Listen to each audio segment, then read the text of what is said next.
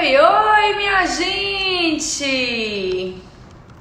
Síndrome do túnel do carpo. Tô aqui colocando para quem tá me vendo no ao vivo e para quem tá me vendo gravado. Para você que chegou aqui agora nesse perfil, para você que ainda não me conhece, eu sou Cibele Paranhos, sou fisioterapeuta e trabalho com dor há 11 anos, todos os dias. Há 10 anos sou docente do curso de osteopatia, de vários cursos de osteopatia, e sou criadora do método GPS da dor. Bom, hoje a gente vai ter uma live super interessante sobre algo que é muito comum e que acontece muito no consultório e que particularmente é algo que toca muito em mim, que faz meu coração vibrar e que sempre eu busco estar estudando, me direcionando para gerar mais resultado em quem me busca no tratamento. O tema de hoje é Síndrome do túnel do carpo. E aí eu vou responder algumas perguntas que sempre os alunos me fazem. Ou seja, qual é o caminho que eu utilizo para fazer um DED, diagnóstico avançado da dor, para a síndrome do túnel do carpo? Ou seja, qual é o caminho para que eu tenha segurança em diagnosticar, em fazer os links necessários e fazer o tratamento gerar resultado desde o primeiro atendimento? Bom, desde o primeiro atendimento, o físio não significa dizer que ele vai sair zerado, não é verdade? Porque algo, às vezes, na nossa cabeça, a nossa vontade é tão grande de entregar para aquele paciente o resultado, de que ele fique bem, e a gente acaba ultrapassando alguns pontos e se perdendo muitas vezes. E isso acaba frustrando o paciente e acaba nos frustrando. Então hoje eu vou falar exatamente desse passo a passo. E para você que está aqui já, aproveita e encaminhe na setinha para todos os colegas fisioterapeutas que desejam aprender a fazer um DED, um diagnóstico avançado da dor para a síndrome do túnel do carpo. Então vamos lá. Primeira coisa, como que esse paciente chega no nosso consultório? Como que esse paciente se apresenta? Então, fisicamente, como é que ele fala? O que que ele traz pra gente? Quando o paciente chega no consultório com a síndrome do túnel do carpo, e eu posso muito bem falar disso, porque alguns anos atrás, 15, 16 anos atrás, eu tive a síndrome do túnel do carpo com a síndrome de Dequervain. Então eu posso te dizer exatamente dos dois lados, como o paciente chega e como o fisioterapeuta geralmente recebe esse paciente. Quanto ao paciente, a maior limitação desse paciente é fazer movimentos na área do punho. Então, quais são as perdas funcionais que esse paciente apresenta? Esse paciente começa a apresentar dor para cortar uma carne, para manter essa sustentação aqui, ó, isso quando já está num estágio de cronicidade, abre parênteses, o que seria cronicidade? Acima de 3 meses de dor. Então ele tem dificuldade de segurar esse garfo, de cortar uma carne, ou seja, comidas mais rígidas, né? Outra dificuldade muito grande que o paciente chega referindo é segurar um prato nessa posição aqui, ó, em que ele tem que fazer um ângulo maior, né, de extensão, então os músculos extensores acabam entrando em tensão e ele acaba referindo dor aqui no punho. Então, segurar um prato, transferir uma panela de uma área para outra, ou seja, estruturas que estão associadas a recrutamento dessa musculatura. Bom, e aí, o que acontece fisiologicamente nos primeiros momentos que o paciente está acontecendo? É uma dor tipo inflamatória, é uma dor que aconteceu algo na mecânica, na função, que o corpo não conseguiu equilibrar. Mas aí que vem um grande problema, porque a maioria dos nossos pacientes, aqui no Brasil pelo menos, eles não procuram logo nos primeiros sinais, né? As primeiras evidências de que começou a haver algo ruim. O paciente chega pra gente geralmente depois de muito tempo e possivelmente ele já está usando até uma tala para poder imobilizar. E aí você deve estar pensando, nossa, esse quadro é típico, é claro, é exclusivo de paciente que é bancário. Não, gente, eu era estudante de fisioterapia quando eu tive a síndrome do túnel do carpo, exatamente, óbvio, associado a muitos movimentos repetitivos, mas a gente pode abrir esse leque de paciente e ficar super atento aos fisioterapeutas, aos estudantes, aos dentistas, aos cabeleireiros, né, que fazem muito movimento. Então, o pessoal de tecnologia, TI. Então, hoje há um quadro muito amplo associado à repetição. A gente vem trabalhando muito, ou simplesmente um uso exorbitante dessa musculatura flexora e extensora, né, que deve estar entrando aqui em tensão. Então, eu estou aqui flexora, na verdade eu falei que era extensora que estava em tensão, né? A flexora aqui, ó, no prazo do prato, segurando o prato, ele vai entrando em maior tensão. Bom, então esse paciente, ele já fez um uso enorme de anti-inflamatório, esse paciente já passou todas as pomadas e todos os sebos de carneiro na vida e ele já comprou o imobilizador. Só que depois desse período, geralmente está em torno de 60 dias, em que ele já fez uso de várias caixas de anti-inflamatório, em que ele já usou todos os tipos de pomada, em que ele já começou a usar a imobilização. Esse paciente, então, diz, acho que eu preciso da ajuda de alguém e vai para a fisioterapia. E nesse momento que ele chega na fisioterapia, eu sei e super entendo, sei exatamente qual é a vontade do fisioterapeuta, era de fazer uma super mágica de, passar ali na lâmpada e deixar aquele paciente super zerado. Mas, se esse paciente já chegou 3 meses depois que começou a dor, gente, dificilmente a gente vai conseguir zerar a dor do nosso paciente. Mas existe um caminho, e que esse caminho, muito possivelmente, você que trabalha na fisioterapia convencional, você que trabalha na ponta aí, na recebida do paciente, possivelmente ainda não deve ter ouvido falar, ainda não entendeu. E hoje eu estou aqui para te mostrar esse caminho e do porquê que esse caminho vale a pena, pautado na anatomia, tá? Esse caminho é o DED. E aí, primeiro ponto. Estou aqui na cabeça. Quais são as dificuldades que o meu paciente apresenta? Bom, quando esse paciente começa a dizer para você quais são as dificuldades, como segurar um garfo, uma faca, segurar um prato, carregar uma panela, nesse momento você tem que fazer uma anatomia 3D. Eu chamo de anatomia 3D, é você enxergar quais são os músculos que estão sendo super recrutados nesse momento, e esses músculos podem estar em hipersolicitação. E aí, eles já podem ter marcadores químicos e marcadores elétricos dentro dessa disfunção. Nesse momento, no momento em que o paciente começar a te falar, te descrever quais são os movimentos que ele tem dificuldade, a anatomia 3D, ela precisa brotar na sua cabeça e você precisa visualizar a anatomia de forma amplificada e pensando quais estruturas estão envolvidas naquela dor. Então, vamos lá. Primeira função. Bom, meu paciente não está conseguindo mais fazer a sustentação, ou seja, carregar um saco de compras, segurar esse prato. Meu paciente está ali todo escachimbado.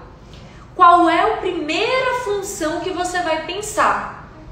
Você vai listar todas as funções que ele não está conseguindo fazer, vai botar uma barrinha e do lado você vai colocar todos os músculos que estão envolvidos nessa função. Vamos lá? Primeira função.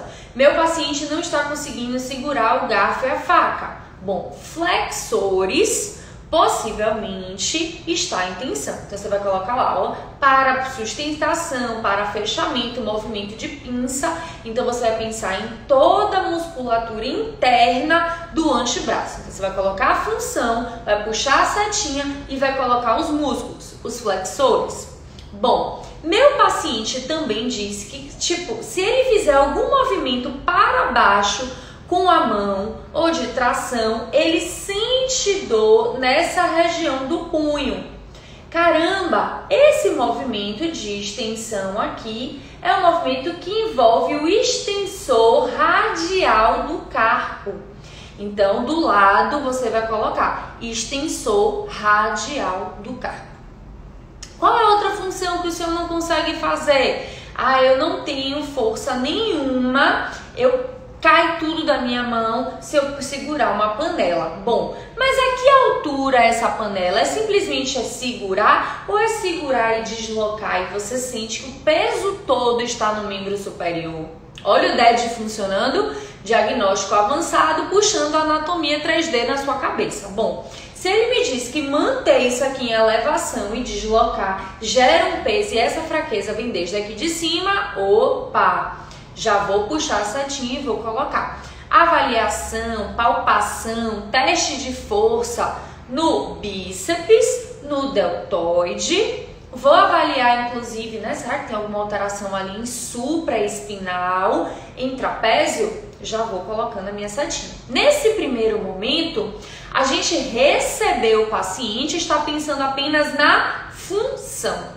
Então, eu estou pensando no que ele não está fazendo e eu estou listando, colocando do lado os músculos que fazem parte do movimento que ele não está conseguindo fazer. Beleza?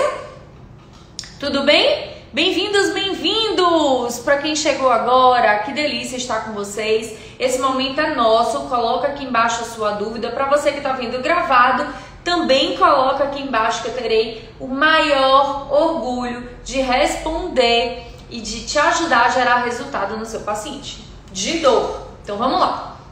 E aí, gente, quando você começa a linkar, a colocar a função que ele não está conseguindo fazer e os músculos que estão envolvidos nessa dor, na sua cabeça as coisas já vão fazendo conexão para que depois você puxe isso muito mais além, que é o que eu vou fazer daqui a pouco.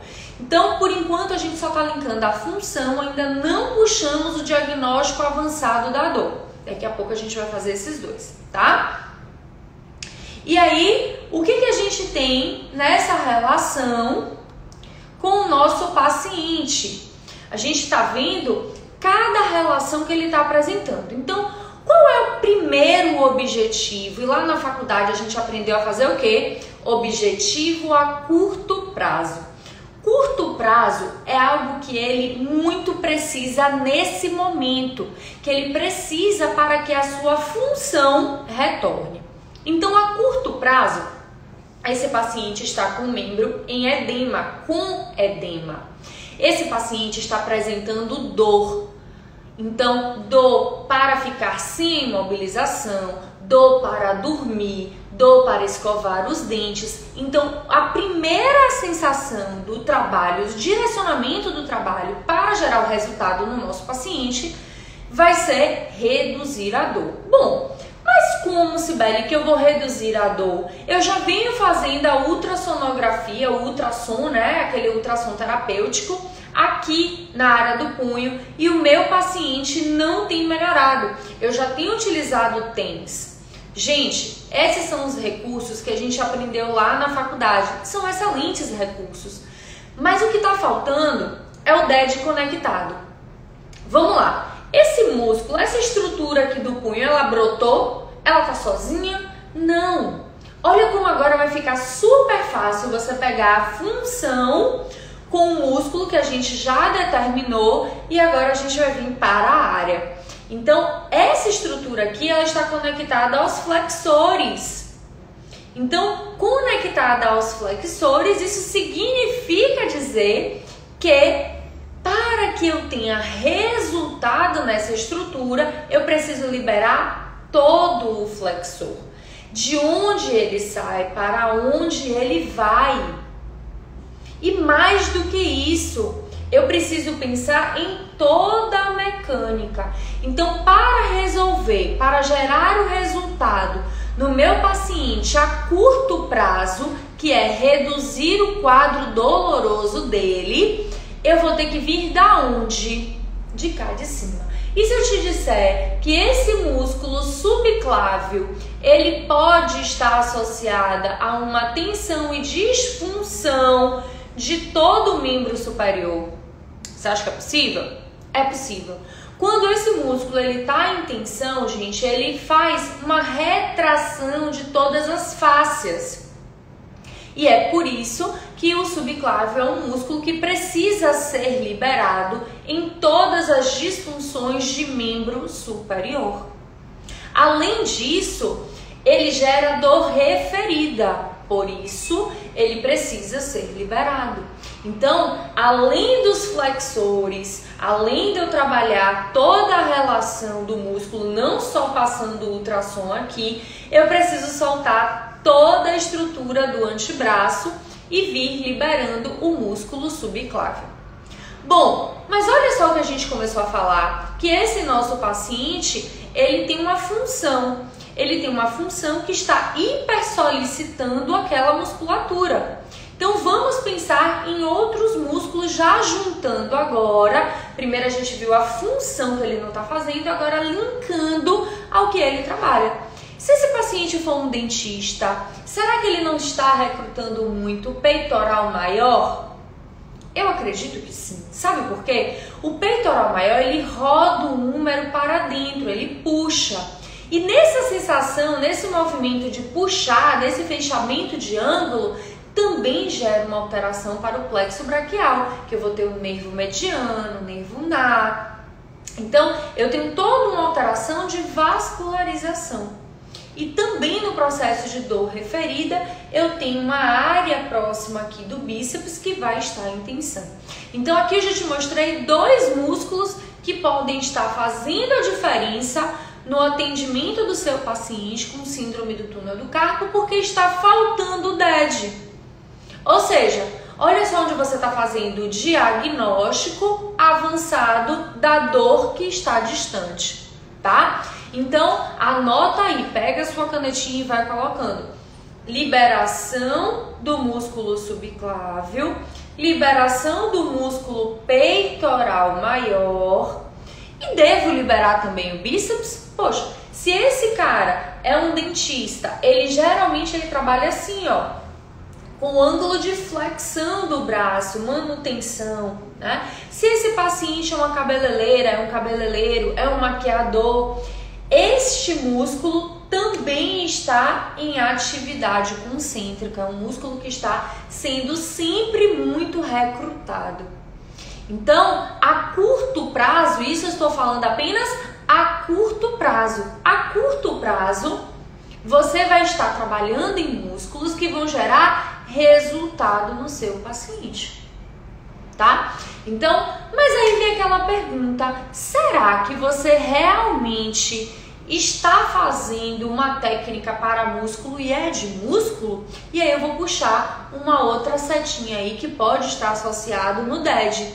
Essa dor no punho do paciente da síndrome do túnel do carpo pode ter a ver com uma disfunção de fígado, pode ter a ver com uma disfunção de estômago, mas isso é papo para um outro momento, tá? Não dá para falar aqui das vias de inervação, das vias de conexão, mas eu quero que você já abra a sua caixinha de possibilidades para que você já entenda que esse processo pode estar associado com outra questão visceral.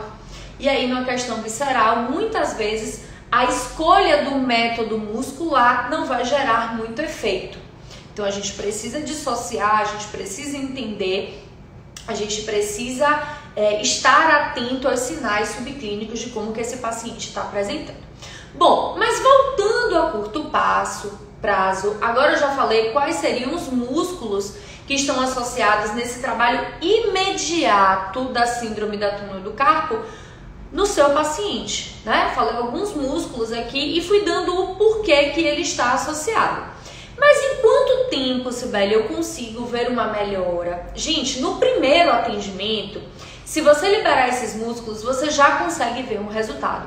O paciente já consegue sentir a estrutura mais leve, o braço mais leve, o edema ele vai reduzir, tá? Porque você está trabalhando não só no local, ó, você está permitindo com que essa estrutura ela faça suas contrações, seus relaxamentos, faça seus equilíbrios. Então você está gerando um equilíbrio real de distal para proximal. Então você está permitindo com que esse corpo ele promova uma autocura. Nessa promoção de autocura que acontece desde o primeiro momento do atendimento. Aí que entra o tipo de técnica que você vai fazer nesse momento a curto prazo. Que vai ser muito interessante utilizar o dry needling, as liberações miofaciais. Eu utilizo muito o gua sha aqui.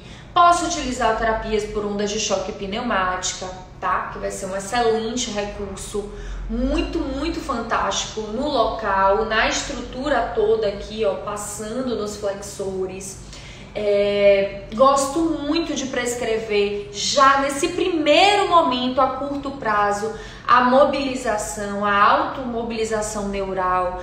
Faço nesse atendimento também uma mobilização neural no meu paciente para poder gerar mais luz, gerar condução adequada desses nervos, né? Nervo mediano, nervo radial, nervo ulnar. Então eu consigo gerar um resultado ali, tá? Eu consigo potencializar e ele precisa sair nesse curto prazo envolvidíssimo no tratamento.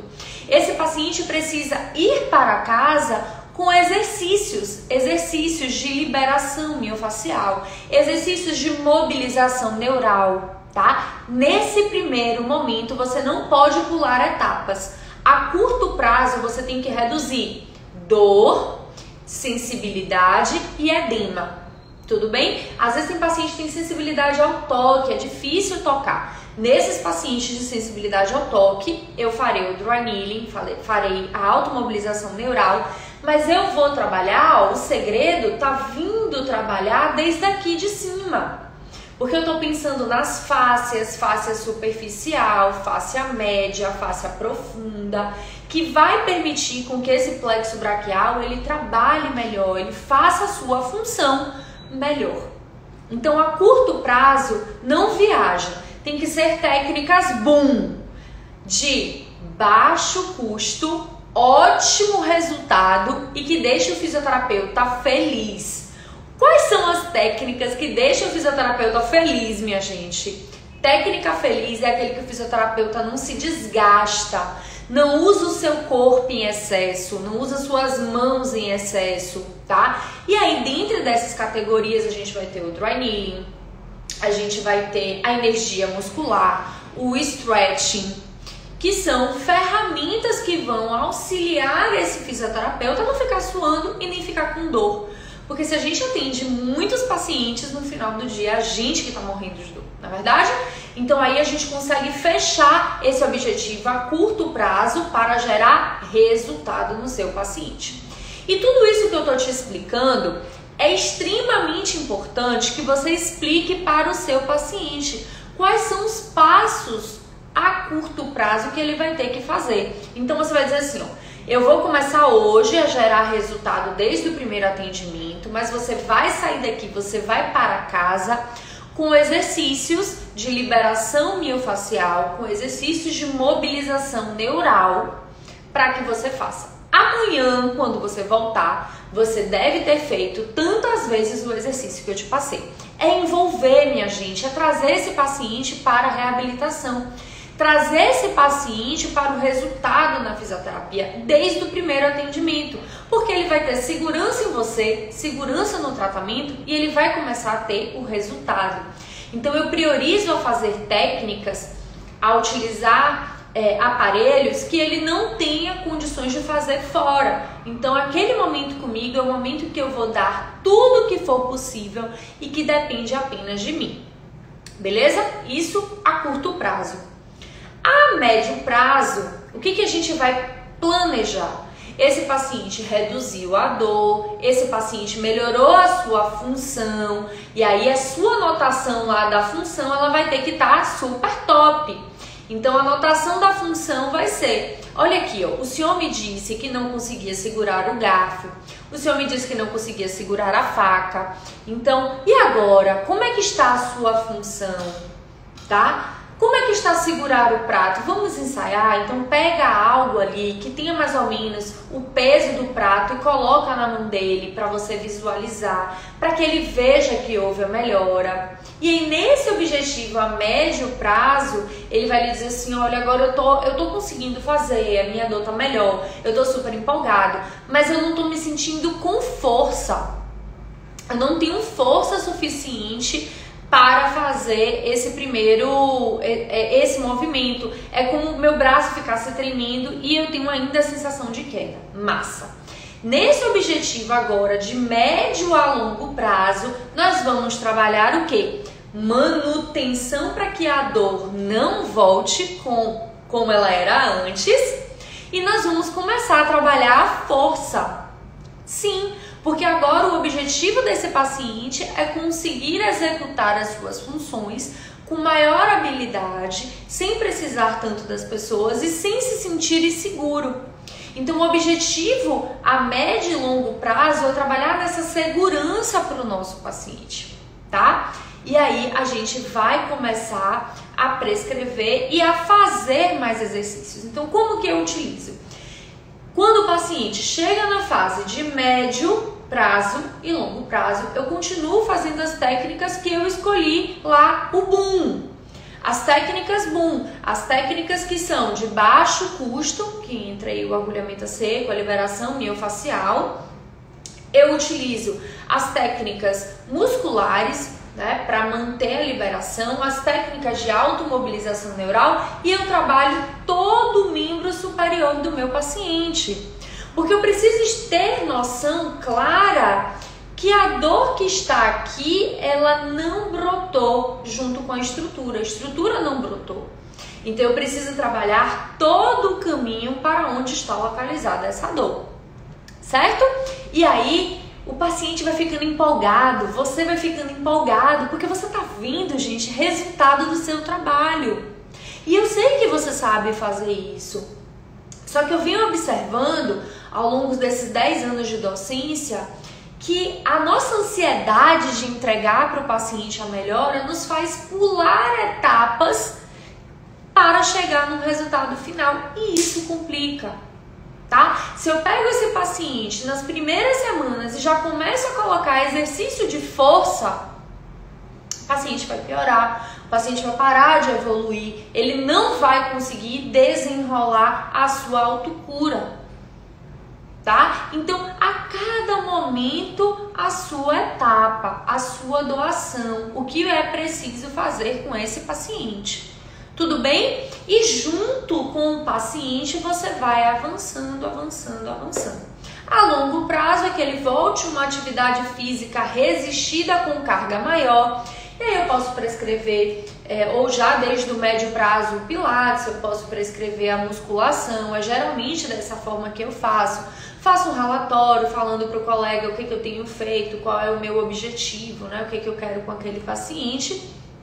E ali eu vou conseguindo direcionar, tá? Então, o objetivo é que você gere esse resultado desde o curto prazo.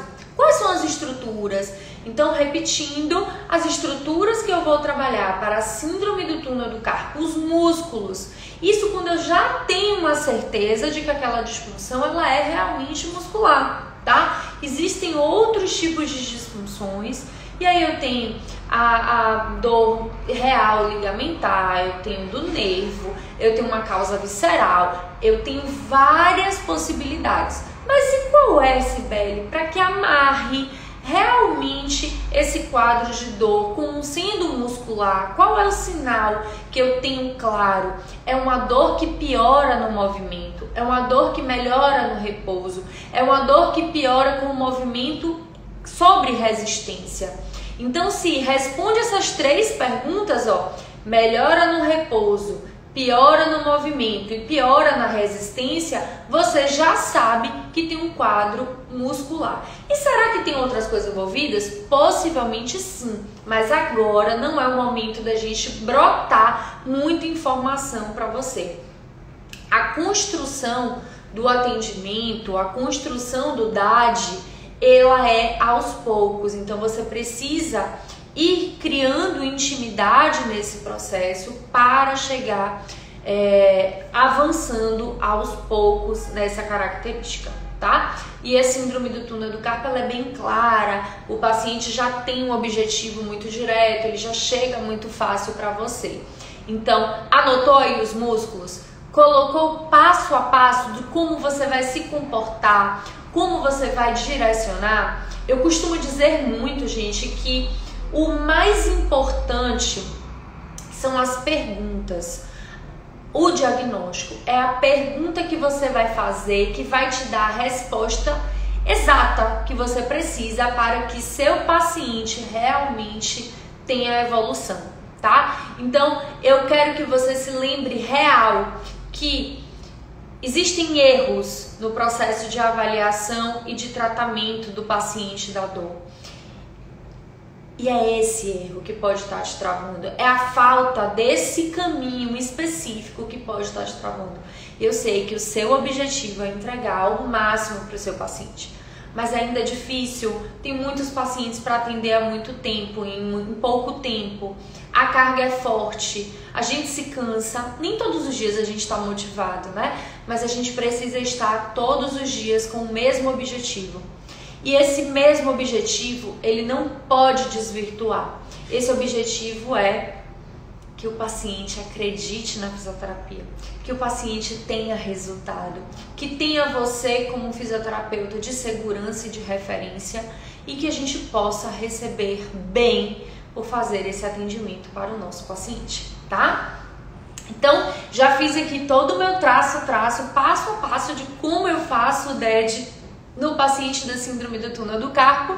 E eu quero saber se tem alguém aqui que está aqui no ao vivo que tenha alguma dúvida.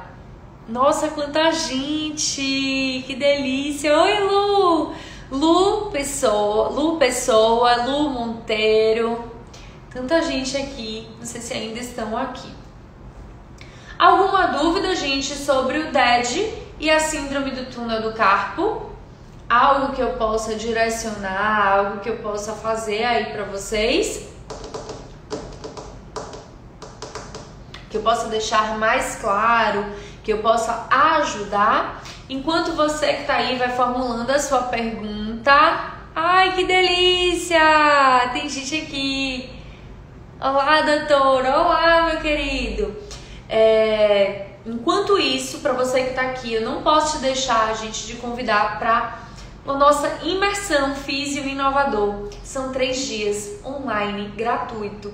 E no primeiro dia, sabe o que eu falo? Eu falo dos erros que você pode estar cometendo no tratamento da dor. E eu quero te ajudar. Eu tenho 11 anos atendendo todos os dias em pacientes da Clínica da Dor. Eu sei qual é o caminho e eu quero te mostrar. Esse evento é online, esse evento é gratuito. Tá lá, o link tá na minha bio no Instagram. É só você clicar e faz a sua inscrição. Durante toda essa semana eu venho aqui todos os dias falando sobre um tema específico que pode te ajudar no atendimento. E eu quero muito a participação do maior número de fisioterapeutas possível para que a gente possa ter cada vez mais pacientes com olhinhos brilhando, realizados, sentindo prazer, vontade de ir para a fisioterapia. E você, fisioterapeuta também, que você esteja muito feliz e muito honrado com a sua profissão e realizado assim como eu estou. Tá bom? Agora são 2 horas e 4 minutos, eu preciso ir porque meu paciente já chegou. Ai, que legal, que legal! Com o seu curso de DRY já estou obtendo resultados. Que bom, fico muito feliz em ouvir isso. O objetivo é esse, né? De falar mais amplo sobre o processo de dor e não sobre técnicas. E sim sobre como diagnosticar de forma avançada a dor. Um beijo enorme, a gente se vê nos stories, a gente se vê aqui amanhã. Fiquem com Deus.